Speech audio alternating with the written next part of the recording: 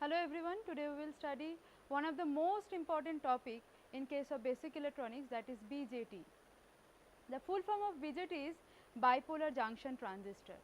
Now first we will know why the name is so.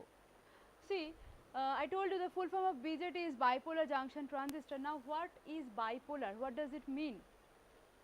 In case of BJT, bipolar involves means there will be two charge carrier. We know that there are two charge carrier, one is electron, another is hole, but in case of BJT we will see there will be two involvement of the charge carrier. That means the involvement of electron as well as holes will be there. Next is junction. Junctions plays an important role in case of BJT. There are two junction, one is emitter based junction and another one is collector based junction, and the last part is transistor. The name transistor came from transfer resistor. Basically we are transferring a signal from low resistance to high resistance. That is why the name is called transfer resistor. We are transferring some signal from low to high resistance zone. That is why it is called trans resistor or transfer resistor. That is why the total name is bipolar junction transistor. Now first we will know what are the applications of BJT. In this course we will study basically two applications. Number one as a electronic switch and number two is amplifier. So you can assume that we can use this BJT in case of analog and in case of digital domain also. So which is very much important. Now next one is the physical structure.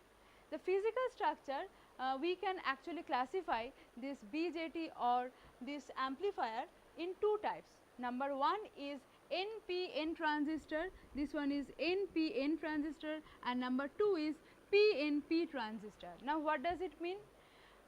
Basically in the last class we have studied PN junction diode. Now what is PN junction diode? PN junction diode is two terminal device, one is P, another part is N. We can use PN junction in lot of application, but there is a limitation too. We cannot use PN junction as an amplifier. There are a lot of application of PN junction, but PN junction cannot use as an amplifier. But here the weak signal will be amplified by using of BJT or bipolar junction transistor. So for this application specially, and there is another application that is switch, we will use this BJT. Now firstly there are the two classification, that is NPN and PNP transistor. In case of NPN transistor, this one is P type semiconductor, and this P type semiconductor is sandwiched in between two N type semiconductor. So that is why the name is NPN. Basically this one is N type semiconductor, next one is P and next one is N. So in case of NPN transistor, P is sandwiched in between N to N region, to N type semiconductor. In the same way, in case of PNP transistor, N type semiconductor is sandwiched in between two P type semiconductor. That is why the name is PNP transistor.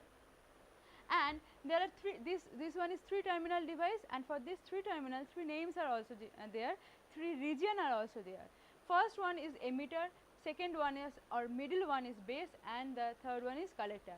Now we cannot say randomly this one will be emitter or this one is collector or this one is base. Basically there is some physical aspect also.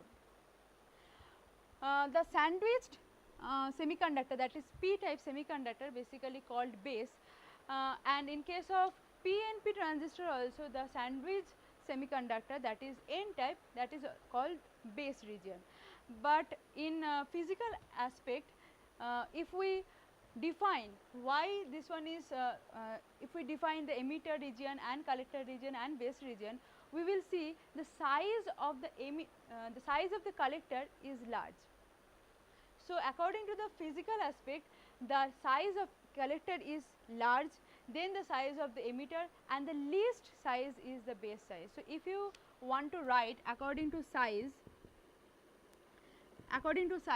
first the size of collector is highest, then it is emitter, and after that it is base.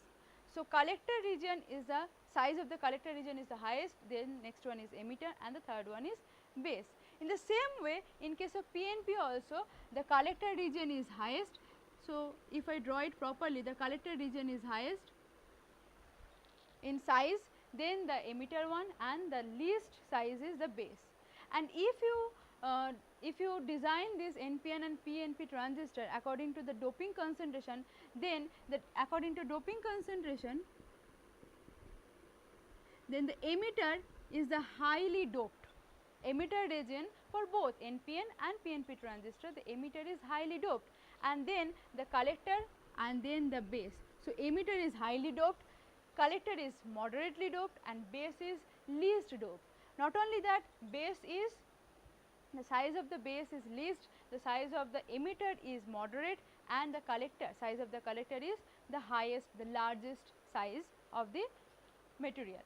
So, this one is the physical structure of NPN and PNP transistor, and the last one we will study, that is the circuit symbol.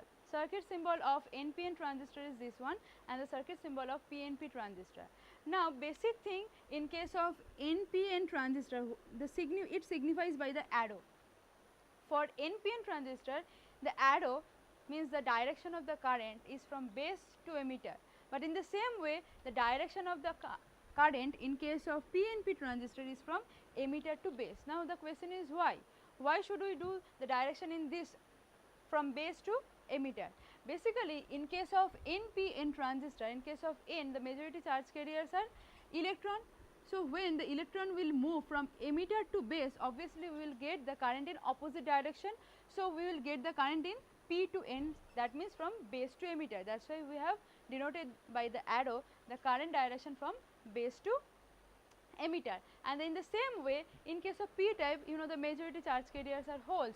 So, there are holes. So, these holes will move, will diffuse from P type to N type, and that is the direction of current. So, that is why we will get the direction of current from emitter to base region. So, this is the circuit symbol of NPN and PNP transistor, and all about BJT. One more thing I want to say, that is there are two type of transistor, one is NPN and another one is PNP. But now question is, which one is more efficient, which one is better? If we want to design some application, if you want to get some application, which transistor will be used, NPN or PNP? The answer is NPN transistor. Why? Because of the mobility of the charge carrier. Say, in case of NPN transistor, the majority charge carriers are electron, and in case of electron, the mobility is very high. In case of PNP transistor, the majority charge carriers are holes, right? So, the mobility of holes is lesser than the electron. That is why we will prefer NPN transistor over PNP transistor. Thank you so much.